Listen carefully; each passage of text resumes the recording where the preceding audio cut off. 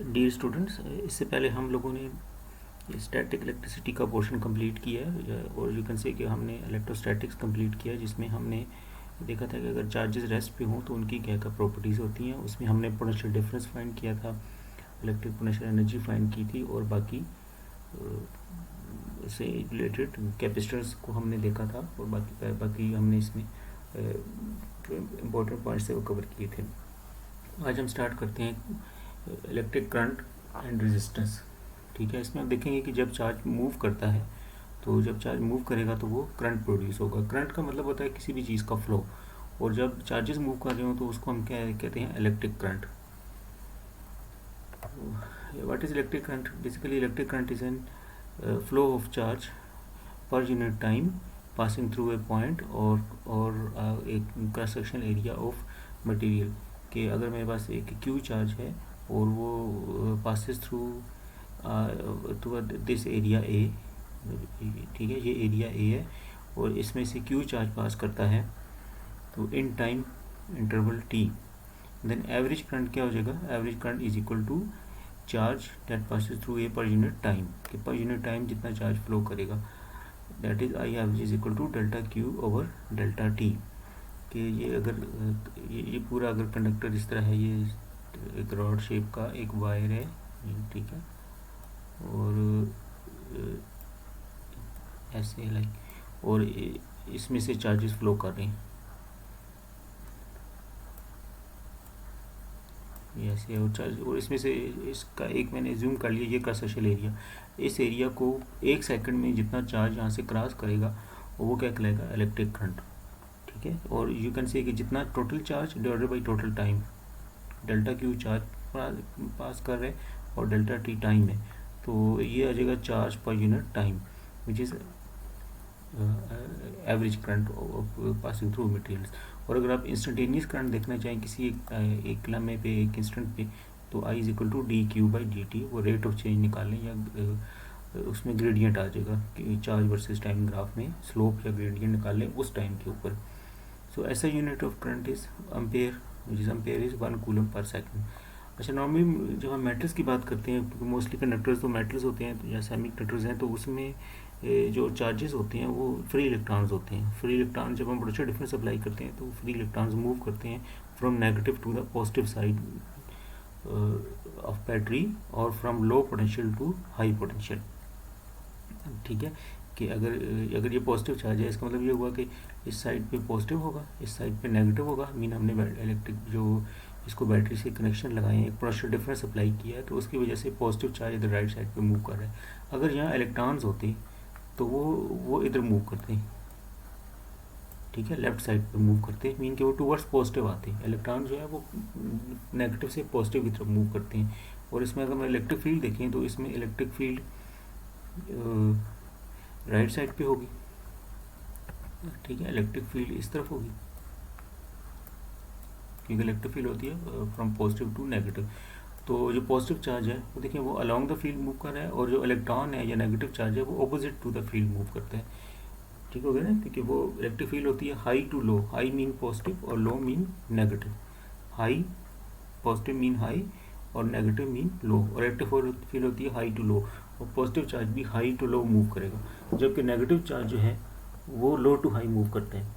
अच्छा, mostly metals में तो नेगेटिव चार्ज मीन जो है वो मेटल्स के अंदर तो इलेक्ट्रॉन्स मूव करते हैं। इसका मतलब ये हुआ कि जब हम पोटेंशियल डिफरेंस अप्लाई करेंगे तो इलेक्ट्रॉन्स फिर लो से हाई पोटेंशियल की तरफ मूव करेंगे, जो कि यूजुअली हमारे लिए समझना इतना इजी नहीं होता है, क्योंकि यूजुअली जो ऑब्जेक्ट्स होते हैं वो हाई से लो की तरफ मूव करते हैं। ठीक है, मैं फिर रिपीट कर देता हूँ कि positive is high potential and negative is low potential. तो इलेक्ट्रॉन जो है वो लो से हाई जा रहे हैं। तो इसको हम ईजी करने के लिए ये कर इसको ईजी करने के लिए इस तरह कर लेते हैं कि जितने नेगेटिव चार्ज लेफ़्ट को मूव करता है उतना ही पॉजिटिव चार्ज अपीयर, आप कह सकते हैं कि उतना ही पॉजिटिव चार्ज राइट को मूव करता हुआ अपीयर हो रहा है। तो इसलिए हम यहाँ पर एक कंसेप्ट यूज़ करते हैं कन्वेंशनल करंट का। कन्वेंशनल करंट बेसिकली ये होती है कि ये पॉजिटिव से नेगेटिव की तरफ, ये जो पुराना कंसेप्ट था कि चार्ज जो है पॉजिटिव चार्जेस मूव करते हैं किसी भी कंडक्टर में, उसी को हम नाम देते हैं कन्वेंशनल करंट का। कि ये करंट क्या होती है? It is a current from positive to negative mean due to positive charges. अब एक्चुअली तो इलेक्ट्रॉन मूव कर रहे हैं, तो उसको हम किस तरह समझ सकते हैं कि उसको हम एक एग्जांपल लेके समझ सकते हैं कि अगर लेट्स सपोज कर लें कि मेरे पास एक ऑब्जेक्ट है और ये कोई ऑब्जेक्ट है या कोई कंटेनर कह लें, एक कंटेनर है और दूसरा कंटेनर ये वाला है, ठीक है। और इसके अंदर हम कहते हैं कि इस पे पॉजिटिव चार्ज है, इसके अंदर पॉजिटिव चार्ज है, ठीक है। ये मैंने एग्जांपल ले ली और इस पे कोई चार्ज नहीं है, ये वाला है, इसको मैं ए कह दूँ, ए के ऊपर कोई चार्ज नहीं है और बी के ऊपर पॉजिटिव चार्ज है, ठीक हो गया। अब इसका मतलब है कि इसमें जितने नंबर ऑफ इलेक्ट्रॉन्स होंगे उतने प्रोटॉन्स होंगे, ये न्यूट्रल हो गया। और इस पे जो है वो नंबर ऑफ इलेक्ट्रॉन कम है, इस पे पॉजिटिव चार्ज है बी के ऊपर। तो हम ये देखते हैं कि लेट्स सपोज कि अगर कोई जो इलेक्ट्रॉन मूव करते हैं, यहाँ से एक इलेक्ट्रॉन मूव करके इधर आ जाता है इस जगह पर, ठीक है, इधर आ जाता है। तो इधर एक इलेक्ट्रॉन जब इधर मूव करेगा तो यहाँ नंबर ऑफ इलेक्ट्रॉन्स एक कम हो जाएंगे, तो इसके यहाँ पर इसके ऊपर नेट एक पॉजिटिव चार्ज आ जाएगा, ठीक हो गया। और वो जो इलेक्ट्रॉन इधर गया है बेसिकली कौन मूव कर रहा है, इलेक्ट्रॉन कहाँ से मूव कर रहा है, फ्रॉम ए टू बी। वो इलेक्ट्रॉन जब इधर जाएगा तो इस पॉजिटिव को न्यूट्रल कर देगा, ठीक है। तो उससे क्या हो जाएगा कि ये पॉजिटिव ख़त्म हो जाएगा, ठीक हो गया। अच्छा, उसके बाद एक और इलेक्ट्रॉन यहाँ से मूव करता है इधर,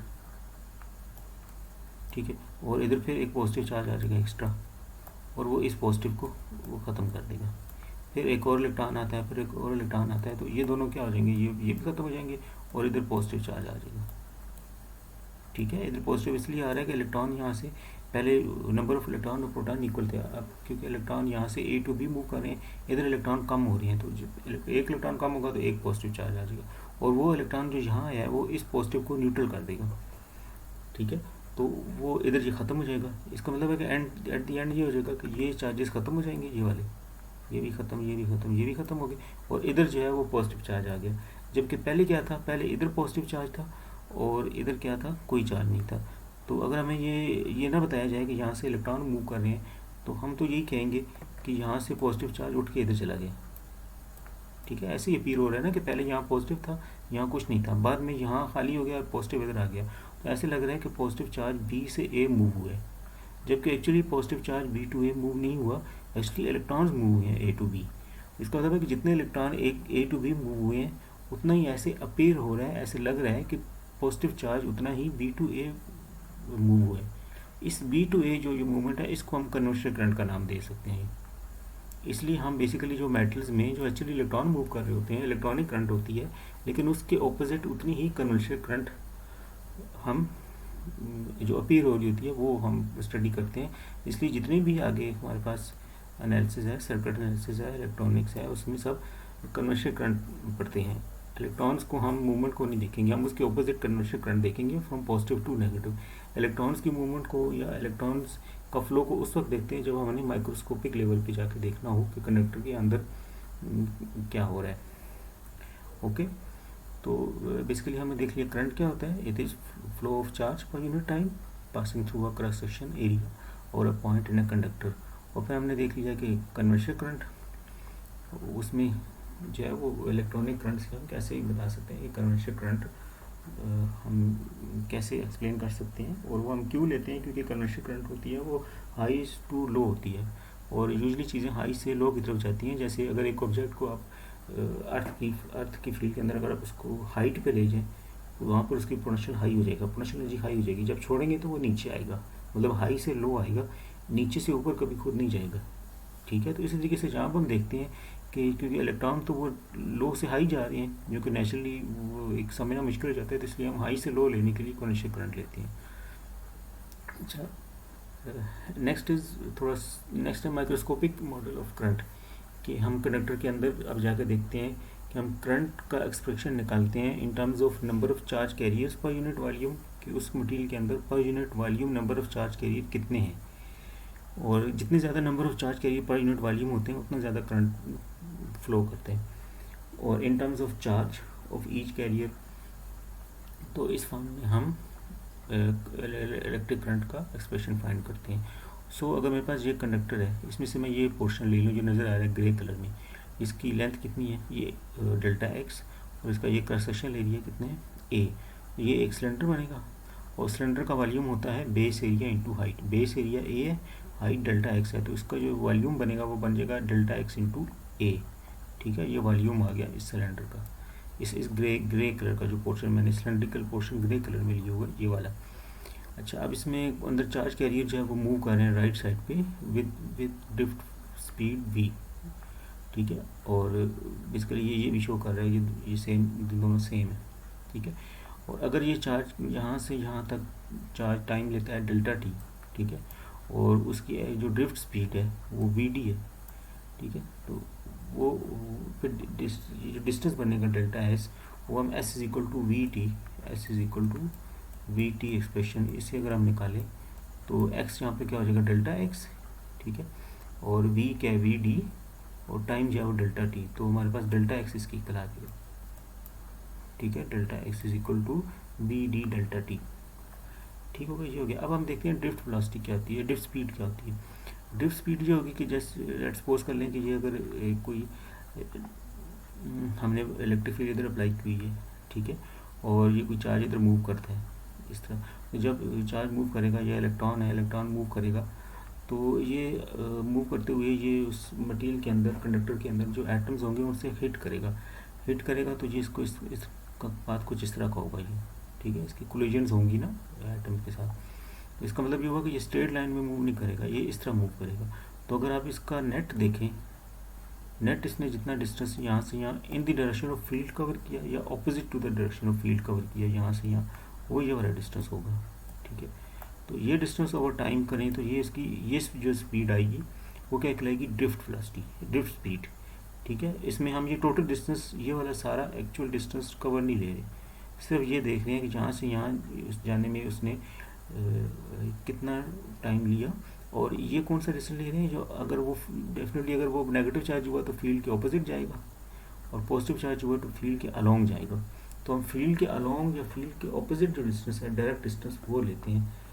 वो ये बताता है कि नेट अफेक्टिव डिस्टेंस कितना ट्रैवल किया चार्ज पार्टिकल ने in the direction of field और opposite to the direction of field. क्योंकि जब हम ऊपर कंडक्टर में देखें कि जब चार्जेस की हम बात करते हैं, चार्जेस तो हम ये तो कहते हैं ना कि जो सीधा यहाँ से यहाँ चार्ज या मूव करेगा वो काउंट करेगा हमें। तो अगर तो बेशक वो अंदर इस तरह जिग-जैग में मूव कर रहा है, ऐसे, लेकिन हमें तो नेट चाहिए यहाँ से यहाँ, तो उसमें फिर जो उसकी ये टोटल डिस्टेंस है उससे अगर आप स्पीड निकालेंगे तो वो ज़्यादा आएगी, जबकि हम इसके बजाय हम क्या लेते हैं, ड्रिफ्ट स्पीड लेते हैं। ड्रिफ्ट स्पीड ये कि वो इस तरह की मूवमेंट भी है और साथ साथ जो है वो राइट साइड को भी मूव कर रहे हैं। ठीक हो गया, ये ऐसे ही है कि जैसे अगर कहीं पानी बह रहा है नदी वगैरह में, और उसमें अगर कोई तिनका वगैरह या कोई इस तरह देखें आप जो उसके ऊपर पड़ा हुआ है, तो वो सीधा आगे नहीं जाता, वो इस तरह दाएं बाएं मूव करता साथ मूव कर रहा होता है और साथ साथ आगे भी जा रहा होता है नदी के साथ। तो नेट जितना वो आगे जाता है वो उसकी ड्रिफ्ट स्पीड होती है। तो इसलिए जब हम बात करते हैं कि जब कंडक्टर के अंदर चार्ज कैरियर फ्लो कर रहे हैं तो उनकी ड्रिफ्ट स्पीड लेते हैं। सो अभी हम आते हैं नंबर ऑफ नेक्स्ट। इस जो कंडक्टर है इसमें हम एक चीज़ हम डिफाइन करते हैं small N. Small N is number of mobile charge carriers per unit volume, कि उस कंडक्टर में per unit volume number of charge carriers कितने हैं। मीन के आप इसका जैसा ये ग्रे पोर्शन में ले लूँ, ग्रे पोर्शन इसके अंदर टोटल जितने चार्ज कैरियर हैं वो चार्ज कैरियर्स वो हैं जिनकी वजह से वो जो करंट में अपना रोल प्ले कर रहे हैं। ये इलेक्ट्रॉन्स भी हो सकते हैं, फ्री इलेक्ट्रॉन्स भी हो सकते हैं, और अगर सेमीकंडक्टर है तो उसमें इलेक्ट्रॉन्स और होल दोनों होते हैं, और अगर कोई और मटेरियल है तो उसमें पॉजिटिव आयन भी हो सकते हैं, नेगेटिव आयन भी हो सकते हैं। तो अगर कोई लिक्विड फॉर्म में मटेरियल है, जिस तरह NaCl है लिक्विड फॉर्म में, तो इसमें पॉजिटिव और नेगेटिव आयन दोनों हो जाएंगे चार्ज कैरियर्स।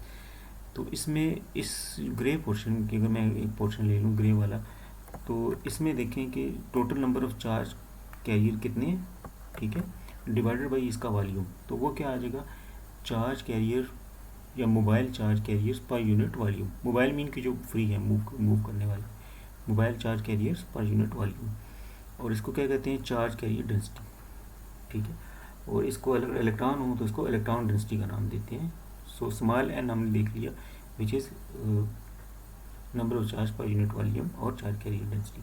सो अब नेक्स्ट है number of carriers in grey section. अब अगर इसमें n इज़ हमने n क्या है, अगर इसमें n है number of charge carriers per unit volume और इसका वॉल्यूम कितना है a डेल्टा x, तो इनको मल्टीप्लाई कर देंगे तो ये टोटल आ जाएगा number of charge carrier in this grey volume. ठीक है, अब charge q in this grey section, अब q कितना हो जाएगा कि ये हमारे पास क्या आ गए total number of charge career जो इस ग्रे सेक्शन में है, और ये वाला हो गया एन ए डेल्टा एक्स, ये total number of charge career हो गए इन this grey section.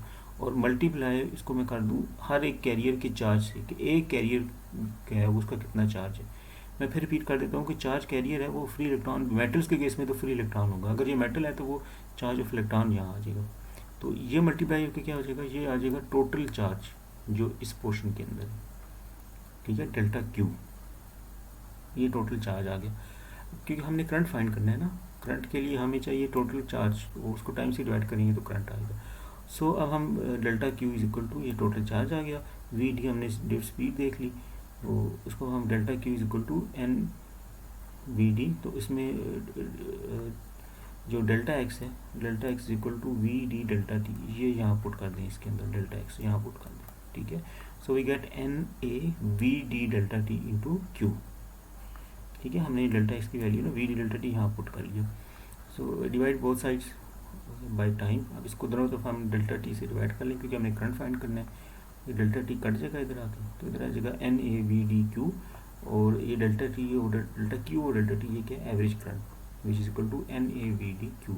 So average current जो इसमें से पास कर रहा है तो वो इक्वल है N A V D Q. तो एवरेज करंट किन फैक्टर्स पर डिपेंड करता है किसी मटेरियल में, एक उसके अंदर number of charge per unit volume कितने हैं, जितने number of charge per unit volume ज़्यादा होंगे उसके अंदर ऑलरेडी जब हम इलेक्ट्रिक फील्ड अप्लाई करेंगे, इसको पोटेंशियल डिफरेंस अप्लाई करेंगे, उसके अंदर इलेक्ट्रिक फील्ड बनेगी, तो वो ज़्यादा चार्ज कैरियर ज़्यादा होंगे तो वो ज़्यादा फ्लो करेंगे, तो वो चार्ज ज़्यादा हो जाएगा, क्योंकि चार्ज होता है ये कितने charge carrier per unit time flow करता है। तो A is area of this conductor, ये एरिया जितना ज़्यादा होता है, अगर मैं बड़ा कंडक्टर ले लूँ उसका एरिया ज़्यादा कर दूँ, उसमें फिर चार्ज भी अंदर चार्ज कैरियर भी ज़्यादा हो जाएंगे जो इधर इसको क्रॉस करेंगे, उससे करंट बढ़ जाएगा। फिर V D is drift speed की स्पीड से इलेक्ट्रॉन यहाँ से इधर क्रॉस करते हैं वी डी, ये भी जितना ज़्यादा हो जाएगी पर यूनिट टाइम ज़्यादा चार्ज जो है वो फ्लो करेगा, तो उससे भी करंट इंक्रीज हो जाएगा। और Q is charge on each carrier, कि अगर उस पर एक कैरियर भी जितना ज़्यादा चार्ज होगा उससे भी टोटल चार्ज ज़्यादा हो जाएगा जो फ्लो कर रहे हैं। ठीक है, तो ये हमारे पास एवरेज करंट आता है जब हम माइक्रोस्कोपिक लेवल पे देखते हैं। सो नेक्स्ट हम देखते हैं रेजिस्टेंस एंड ओम्स लॉ। अब इसमें देखिए अगर एक कंडक्टर है, जिस तरह अभी एग्जाम्पल ली कि ये कंडक्टर है और इसमें से करंट फ्लो कर रहा है आई, ठीक हो गया, करंट आई अभी हमने माइक्रोस्कोपिक लेवल देखा करंट होता है N Q V D A, ठीक हो गया। अब इसी करंट को अगर मैं इस एरिया से डिवाइड कर लूँ, ये जो करंट फ्लो कर रहा है इसको इस एरिया से डिवाइड कर लें, तो ये क्या आ जाएगा I over A, which is current per unit area. ठीक है, which is electric current per unit area, area is perpendicular to the direction of current. ठीक है, ये जो टर्म है electric current per unit area, इसको हम कहते हैं करंट डेंसिटी जे। ठीक है, so current density J is equal to current per unit area is equal to, ये किसके इक्वल हो जाएगा, मीन कि इसको हम ए से डिवाइड कर दें इधर भी, और इधर से ए से डिवाइड करेंगे तो वो ए कट जाएगा, या कह लेंगे ये ए इधर आकर डिवाइड हो जाएगा। सो हमारे पास आ जाएगा एन क्यू वी डी। सो ये हमारे पास आ जाता है इलेक्ट्रिक करंट डेंसिटी किसी भी मटीरियल की, that is current per unit area. ठीक है, और इसको उस एरिया से कंफ्यूज नहीं करना, वो चार्ज होता है जो ये इलेक्ट्रिक करंट की डेफिनेशन होती है वो होता है चार्ज पर यूनिट एरिया जितना क्रॉस कर रहे हैं। ठीक है, उसमें अगर ये एरिया बढ़ेगा तो करंट बढ़ जाएगा, जबकि करंट डेंसिटी क्या होती है कि करंट पर यूनिट एरिया, उसमें अगर आप एरिया कम या ज़्यादा करेंगे तो करंट डेंसिटी सेम रहेगी, क्योंकि अगर आप यहाँ एरिया में इसके ज़्यादा कर दूँ अगर यहाँ पर, तो उससे करंट भी ज़्यादा हो जाएगा, क्योंकि हमने अभी देखा इस इक्वेशन में कि अगर आप ये एरिया ज़्यादा कर देंगे तो करंट बढ़ जाएगा, मीन एरिया डबल कर देंगे तो चार्ज कैरियर डबल हो जाएंगे, करंट डबल हो जाएगा। So area double current double ratio same रहेगी। जितने टाइम एरिया बढ़ता है क्रॉस सेक्शन एरिया उतने टाइम करंट बढ़ जाता है। और करंट डेंसिटी इसका मतलब है कि उसके एरिया पर डिपेंड नहीं कर रही, वो एक कांस्टेंट वैल्यू आती है उस मटेरियल की, एन वो इक्वल होती है एन क्यू वी डी, वो उसके चार्ज कैरियर डेंसिटी पर डिपेंड करती है और डेड स्पीड पर डिपेंड करती है। तो इसकी यूनिट क्या हो जाएगी करंट डेंसिटी की, एम्पेयर पर मीटर स्क्वायर। सो चूँकि ये करंट डेंसिटी वेक्टर क्वांटिटी है, इसकी डायरेक्शन होती है, तो वो हम इसको ये बोल्ड लिख रहे हैं, जे और वी ये दोनों वेक्टर क्वांटिटीज हैं, इसको बोल्ड बोल्ड का मतलब है कि ये वेक्टर्स हैं, या इनके ऊपर आप एरो हेड से भी इनको रिप्रेजेंट कर सकते हैं। अच्छा, सो करंट डेंसिटी जे जो है वो हम देखते हैं कि करंट डेंसिटी जे और इलेक्ट्रिक फील्ड इनके बीच में एक रिलेशन है कि जब किसी मटेरियल में आप पोटेंशियल डिफरेंस अप्लाई करते हैं, जिस तरह हमने अभी देखा था कि यहाँ पोटेंशियल डिफरेंस अप्लाई किया, ठीक है, तो उसकी वजह से क्या हुआ कि पोटेंशियल डिफरेंस की वजह से कि इधर एक इलेक्ट्रिक फील्ड इस्टेब्लिश हुई है। तो जितना ज़्यादा पोटेंशियल डिफरेंस होगा उतनी ये इलेक्ट्रिक फील्ड ज़्यादा होगी, जितनी इलेक्ट्रिक फील्ड ज़्यादा होगी उतना उसके अंदर करंट डेंसिटी इंक्रीज़ हो जाएगी, क्योंकि उसमें ज़्यादा चार्जेस वो अंदर फ्लो करेंगे आगे। तो in most of the material हम देखते हैं कि जो करंट डेंसिटी जे है वो इलेक्ट्रिक फील्ड के डायरेक्टली प्रोपोर्शनल है, जे इज़ प्रोपोर्शनल टू ई, और यहाँ पर प्रोपोर्शनलिटी कांस्टेंट जो है वो सिग्मा है, ठीक है। Most of the materials, not in all materials, ठीक है।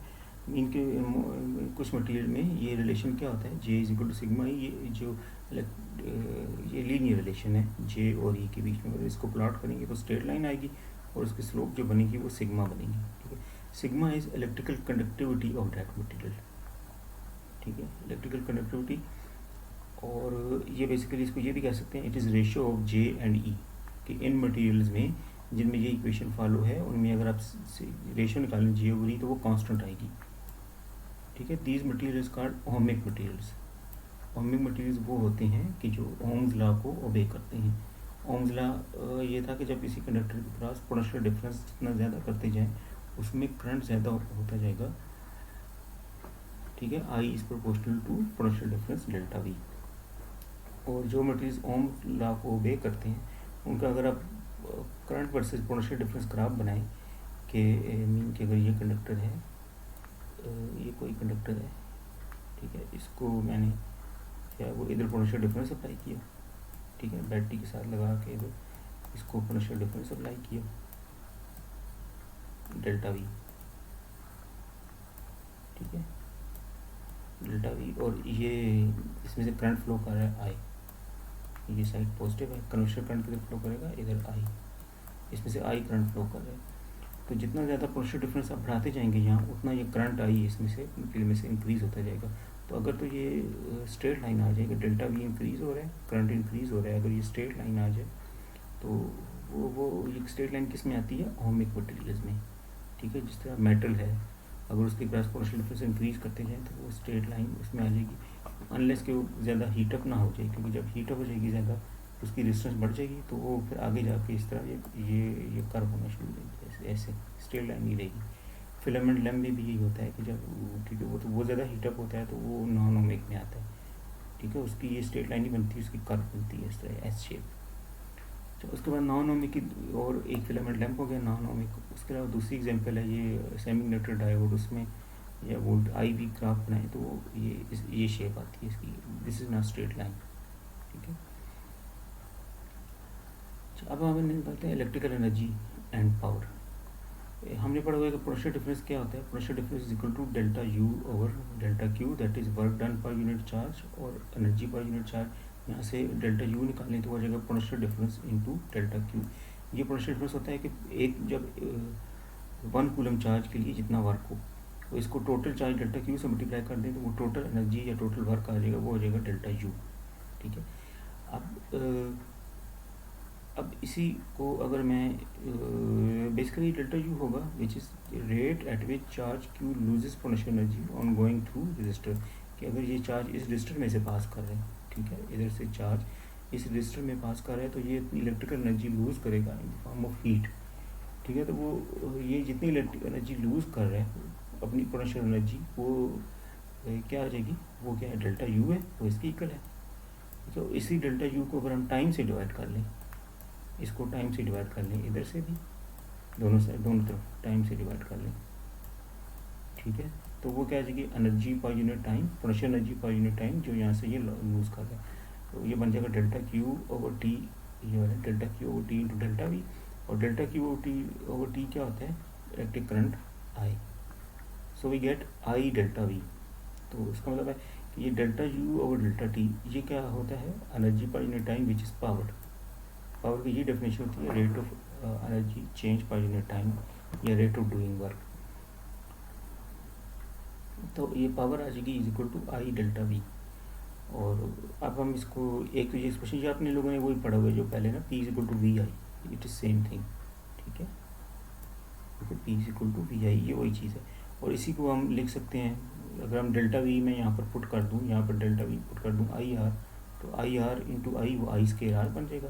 या यहाँ से मैं आई पुट कर दूँ डेल्टा वी ओवर आर, यहाँ पर डेल्टा वी ओवर आर, तो delta V square over R बन जाएगा। तो इससे मतलब इलेक्ट्रिक पावर हो सकती है, अगर मैं डेल्टा वी को वी कह दूँ सिंप्लिसिटी के लिए, तो ये हो सकती है आई वी या आई स्केयर आर या वी स्केयर ओवर आर। तो इसमें से जो भी आपके पास नॉन वैल्यूज़ हैं उनको यूज़ करते हुए आप इलेक्ट्रिक पावर निकाल सकते हैं, ठीक हो गया। अच्छा, उसके बाद डायरेक्ट करंट सर्किट या डीसी सर्किट, उसमें हम देखते हैं इलेक्ट्रोमोटिव फोर्स क्या होती है। जैसे देखें अगर ये बैटरी है, बैटरी के साथ अगर यहाँ पे इसको पोटेंशियल डिफरेंस, बैटरी है, बैटरी को हमने यहाँ रजिस्टर के साथ लगाया तो इसमें से करंट फ्लो करेगा। अब जो करंट फ्लो करता है वो हमेशा क्लोज लूप में होता है, ठीक है। क्लोज लूप का मतलब है कि अगर यहाँ से इलेक्ट्रॉन ये कोई ट्रैवल करता है, इलेक्ट्रॉन की चेन पूरी ट्रैवल करती है, तो वो इलेक्ट्रॉन यहाँ से इसमें से होता यहाँ तक तो आ गया। अब वो बैटरी के अंदर भी जाएगा, यहाँ ये पूरा सर्किट कंप्लीट करेगा, ठीक है। तो जो बैटरी के अंदर वाला पोर्शन है ना, ये वाला पोर्शन है जो बैटरी के अंदर इलेक्ट्रॉन मूव कर रहा है ये, ठीक है, इसमें भी डेफिनेटली वो अपनी एनर्जी लूज़ करेगा, क्योंकि बैटरी है उसके अंदर जो मटेरियल है उसमें इलेक्ट्रॉन फ्लो करेगा तो अपनी एनर्जी लूज़ करेगा। और वो एनर्जी क्या हो जाएगी, इसमें लॉस हो जाती है बैटरी के अंदर ही। इसको मतलब है कि जितना बैटरी वर्क कर रही है वो सारी की सारी हमें बाहर नहीं मिलता, कुछ बैटरी के अंदर भी लॉस हो जाता है, ठीक है। तो इसको इसी को ये बैटरी है, इसको फिर हम इस तरह रिप्रेजेंट कर सकते हैं कि ये बैटरी है, ये सेल का सिंबल है, वैसे ज़्यादा करने में बैटरी बन जाएगी क्योंकि ये सेल है नेगेटिव पॉजिटिव, ठीक है। और इसके साथ ये इसकी इंटरनल रेजिस्टेंस है जो इसके अंदर है, ये वाली जो अंदर इसमें लॉस हो रहा है, ये इंटरनल रेजिस्टेंस है। ये पूरा जो है शेडेड है, ये वाला ये डॉटेड लाइन में, ये पूरी ये सेल को रिप्रेजेंट कर रहा है, ठीक है। या अगर ये ज़्यादा से अंदर ज़्यादा सेल बनाएंगे तो वो बैटरी बन जाएगी, ठीक है। तो अगर ये इसका मतलब है कि इस सेल ने या इस बैटरी ने जितना वर्क किया था वो उसके अंदर भी कुछ वर्क लॉस हो गया था। इसका मतलब है कि जब बाहर पोटेंशियल डिफरेंस हमें मिलेगा तो वो थोड़ा कम हो जाएगा फिर, ठीक है। वो हम किस तरह कर सकते हैं कि देखें इसकी जो अपनी बैटरी की ईएमएफ है ई, उसको क्या कहते हैं हमने ई, और अब इसमें से जो जब चार्ज फ्लो करेगा, करंट फ्लो करेगा, तो उसके अपनी जो अपनी इंटरनल रेजिस्टेंस है उसको हम क्या कह रहे हैं आई आर। तो कुछ वोल्टेज यहाँ पे ड्रॉप हो जाएंगे इसकी वी, ठीक है। जो वोल्टेज यहाँ ड्रॉप होंगे तो उसको मैं क्या नाम दे दूँ, V is equal to I R, I and small R. ये वो वोल्टेज हैं जो इसके अंदर ड्रॉप हो रहे हैं। मीन कि अगर ये 12 वोल्ट की बैटरी है, सपोज करें 12 वोल्ट की, इसकी ईएमएफ कितनी है 12 वोल्ट, उसमें से अगर 1 वोल्ट यहाँ इसके अंदर ड्रॉप हो गए तो इसका मतलब है कि जो हमें बाहर मिलेंगे यहाँ पर, ठीक है, ये टोटल इसने 12 प्रोड्यूस की, बाहर जो मिलेंगे उसमें वो ये वाले जो 1 वोल्ट यहाँ ड्रॉप हुआ 12, ठीक है, ये 12 था, 12 माइनस 1 11। तो जहाँ पर हमें जब मैं यहाँ पर वोल्ट मीटर लगाऊंगा तो मुझे यहाँ पर कितने मिलेंगे 11 वोल्ट, 12 की बजाय 11। और जो बाहर, इसका मतलब है कि जो बाहर रजिस्टर है उसको भी फिर 11 वोल्ट मिलेंगे, ठीक हो गया। तो इसका मतलब है कि यहाँ पर एक नई टर्म आ गई, फिर एक terminal potential difference. Terminal potential difference ये जो हमें बाहर वोल्टेज मिल रहे हैं ना यहाँ, these are between A and B, these are का टर्मिनल पोटेंशियल डिफरेंस, ठीक है। और इसको हम लिखते हैं terminal potential difference delta V is equal to E minus I R. E is the E M F electromotive force of the battery, और minus I R is the voltage loss inside the battery. Electromotive force जो होती है कि उस battery का होता है work done per unit charge, जितना बैटरी करती है उस चार्ज को पूरे क्लोज सर्किट में मूव करवाने के लिए, कि अगर जैसे मैंने बात की थी ना कि यहाँ से अगर चार्ज चलता है उसके पूरे सर्किट में यहाँ से लेके यहाँ और फिर इसके अंदर भी यहाँ तक वापस यहाँ तक मूव करवाने के लिए बैटरी टोटल जितना वर्क करती है वो क्या कहलाती है, इलेक्ट्रोमोटिव फोर्स। वो टोटल वर्क तो बैटरी का अगर इलेक्ट्रोमोटिव फोर्स उसको ई से प्रेजेंट करते हैं। अब उस ई में से कुछ तो बैटरी के अंदर ही लॉस हो गया, ठीक है, इधर अंदर ही लॉस हो गया, वो कितना है, आई आर। तो उसमें से ये माइनस करके बाकी जो बचेगा work done per unit charge वो हमें बाहर मिलेगा, वो क्या कहलाता है, terminal potential difference delta we.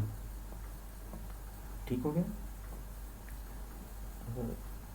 मैं फिर रिपीट कर देता हूँ कि जो 1 कूलम चार्ज को बैटरी पूरे क्लोज सर्किट में मूव करने के लिए जितना वर्क करती है वो कितनी है, EMF ही।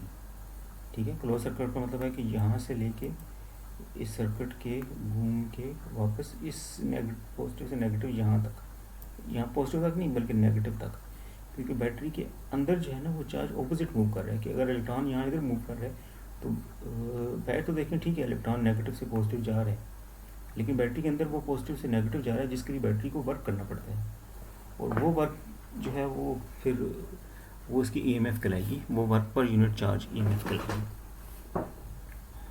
तो उसमें से कुछ या बैटरी के अंदर लॉस हो गया वर्क पर यूनिट चार्ज, तो जो बाकी हमें बाहर मिलेगा वो हो जाएगा delta V. So delta V is equal to E minus I R, और डेल्टा वी किसकी इक्वल होता है, आई आर की इक्वल होता है। इसको यहाँ पुट कर दें, delta V is equal to I R यहाँ पुट करें, इसको रीअरेंज करें तो E is equal to I R plus I R. ठीक हो गया। और आई इज इक्वल टू, यहाँ से आई को सॉल्यूट बनाए, E over R plus R. तो यूजुअली ये होता है कि जब हम अगर जो है वो उसकी इंटरनल डिस्टेंस बहुत निगलिजिबल है और इसको अगर हम निगलेक्ट कर दें तो कुछ आइडियल केसेस में तो आई क्या आ जाएगा, ई ओवर आर। तो इसका मतलब है कि अगर ये इंटरनल डिस्टेंस बहुत निगलिजिबल है तो इसके अंदर वोल्टेज ड्रॉप बहुत कम होगा, इसलिए जितना जो EMF है वो सारी की सारी हमें बाहर मिलेगी, तो वो हमें फिर यहाँ वो बन जाएगा ई ओवर आर सिंपल, जो कि हम नॉर्मली जो है जब हम निगलेक्ट कर रहे होते हैं इंटरनल डिस्टेंस को तो डायरेक्ट ले रहे होते हैं EMF ओवर आर, अनलेस कि आपको बताया गया हो कि इसकी इंटरनल डिस्टेंस इतनी है और उससे आप टर्मिनल पोटेंशियल डिफरेंस फाइंड करें। सो अब इसी इक्वेशन को अगर मैं आई से मल्टीप्लाई कर दूँ, इस इक्वेशन को इसको आई से मल्टीप्लाई कर दूँ, आई इधर दोनों तो बन जाएगा I is equal to I square R plus I square R. तो ये हमारे पास आ गई एनर्जी। तो पहले तो हमने देखा था ना, ये तो EMF थी ना, work done per unit charge, ये आ गया टोटल वर्क और एनर्जी, मीन के ये आता है आई ई हमारे पास आ गया टोटल जितना वर्क बैटरी कर रही है क्लोज लूप में चार्ज को मूव करने के लिए, total work done by battery to move charge in close loop. उसमें से ये जो वर्क है वो इधर वेस्ट हो गया बैटरी के अंदर, यहाँ पर इधर ये क्या है, आई स्क्वायर आर, और जो बाकी है वो हमें बाहर मिल जाएगा आई स्क्वायर आर, वो जो इसके अंदर एनर्जी लॉस हो रही है इस रजिस्टर में। ठीक है, तो टोटल जो बैटरी ने वर्क किया वो मतलब है कि कुछ इसमें चला गया कुछ इसमें चला गया, इन दोनों का सम जो है वो इसकी इक्वल आ जाएगा जितना बैटरी वर्क कर रही है। इसमें ये टर्म बहुत कम होती है क्योंकि इंटरनल रेजिस्टेंस बहुत स्मॉल होती है। जितना जितना करंट बढ़ता जाएगा फिर वो इंटरनल रेजिस्टेंस इंक्रीज होती, पावर लॉस इंटरनल रेजिस्टेंस बढ़ता जाता है। सो अब आगे register in series and register in parallel. तो सीरीज में सीरीज बेसिकली कॉम्बिनेशन ये है कि आप दो रजिस्टर लगाएं कि उनमें एक पॉइंट कॉमन आ रहा हो, दोनों में एक पॉइंट कॉमन है, इसको बैटरी के साथ लगा दें तो ये सीरीज़ में, सीरीज़ के अंदर होता है क्योंकि ये पाथ सेम है तो करंट सेम फ्लो करेगा यहाँ से। सीरीज़ में करंट सेम रहता है, वोल्टेज डिफरेंट हो जाते हैं, इसके क्रॉस वोल्टेज V1 हो जाएंगे, मीन कि इसके क्रॉस वोल्टेज को मैं कह दूँ V1, इसके क्रॉस क्या कह दूँ V2, तो इन दोनों का सम क्या हो जाएगा डेल्टा V, और ये V1 हो जाएगा IR1, ये हो जाएगा IR2। तो यहाँ delta V is equal to, ये delta V is equal to V1 plus V2 और IR1 plus IR2, I common आ जाएगा तो R1 प्लस R2, और डेल्टा V किसकी गला है, डेल्टा V यहाँ पुट कर दें, IR इक्वलेंट हो जाएगा क्योंकि बैटरी के लिए ये टोटल रेजिस्टेंस नज़र आ रही है, इसकी ये टोटल रेजिस्टेंस है, उसको मैं नाम दे दूँ R इक्वलेंट। तो ये बन जाएगा R इक्वलेंट, यहाँ पर पुट कर दें, I कट जाएगा दोनों तरफ, ठीक है, तो हमारे पास आ जाएगा R equivalent is equal to R1 plus R2। इसको होता है कि सीरीज़ में जो टोटल रेजिस्टेंस होती है वो इंडिविजुअल रेजिस्टेंस का सम हो जाता है। ठीक हो गया। तो सीरीज़ में फिर इसका मतलब ये हुआ कि सीरीज सर्किट होगा उसमें करंट सेम रहेगा, वोल्टेज डिवाइड हो जाएंगे सीरीज़ के अंदर, उन सब वोल्टेज का सम कितना होगा जितना टोटल वोल्टेज बैटरी प्रोवाइड कर रही है, और जो टोटल रेजिस्टेंस होगी वो सब रेजिस्टेंस के सम करके आ जाएंगे। ठीक हो गया। आगे पैरेलल में क्या होता है कि पैरेलल सर्किट में ये जिस तरह ये पैरेलल में उसमें दो पॉइंट कॉमन होते हैं कि एक ये देखिए इसका ये दोनों पॉइंट, एक पॉइंट इधर से कॉमन है और एक इधर से कॉमन है, दो पॉइंट्स कॉमन है, ये दो पैरेलल हैं साथ साथ। तो इस केस में क्या होगा, जब यहाँ से करंट फ्लो करेगा तो अब अगर करंट के दो पाथ हैं, एक ये ठीक है और एक ये, इसलिए अगर ये टोटल करंट यहाँ से आ रहा है, अगर 10 एम्पेयर आ रहा है तो मे बी कि अगर 8 एम्पेयर इधर चला जाएगा तो 2 इधर चला जाएगा, तो इन दोनों करंट का सम ये इधर से बैटरी आ रहा है उसकी इक्वल हो जाएगा, that is I is equal to I1 plus I2। तो इसमें करंट डिवाइड हो जाता है। I क्या होता है V ओवर R, तो यहाँ पर पुट कर लेंगे इसमें, चूँकि ये पैरेलल है बैटरी के साथ तो पैरेलल में वोल्टेज सेम रहती है, ठीक है। तो वो इसको भी वोल्टेज मिल रही है डेल्टा वी, इसको भी डेल्टा वी, तो ये इक्वेशन हम यहाँ लगा के डेल्टा वी कॉमन लेके तो जो टोटल रेजिस्टेंस बन जाएगी, नेट रेजिस्टेंस इक्विवेलेंट रेजिस्टेंस वो बन जाएगी 1 over R1 plus 1 over R2। इसका मतलब है कि पैरेलल में इक्विवेलेंट रेजिस्टेंस होती है 1 over R1 plus 1 over R2, और जो इसकी टोटल रेजिस्टेंस बनेगी ये सारी टोटल रेजिस्टेंस ये वाली, इसको यहाँ रिप्रेजेंट कर लिया, ये टोटल रेजिस्टेंस इन दोनों में से जो स्मॉल रेजिस्टेंस होगी उससे भी कम होगी, ठीक है। मतलब अगर ये 2 ओम है और ये 100 ओम है, ठीक है, तो जो टोटल रेजिस्टेंस आएगी वो 2 से भी टोटल सॉरी नहीं इक्विवेलेंट रेजिस्टेंस आएगी वो 2 से भी कम होगी। और अगर मैं एक और बीच में लगा दूँ, ठीक है, 1 ओम की, तो अब जो इक्विवेलेंट रेजिस्टेंस आएगी वो 1 से भी कम हो जाएगी। मीन के पैरेलल में जितने रेजिस्टर लगे होते हैं उनमें जो सबसे छोटी रेजिस्टेंस है इक्विवेलेंट रेजिस्टेंस उस छोटी रेजिस्टेंस से भी कम होती है, ठीक है। उसकी रीज़न ये है कि जब आप रेजिस्टेंस यहाँ लगाते हैं पैरेलल में तो वो करंट को नया पाथ मिल जाता है, तो जब करंट को नया पाथ मिलेगा तो बैटरी से करंट बढ़ जाएगा, करंट बढ़ेगा तो वो रेजिस्टेंस फिर कम हो जाएगी पहले से। सो नेक्स्ट हम देखेंगे किरचॉफ्स रूल्स।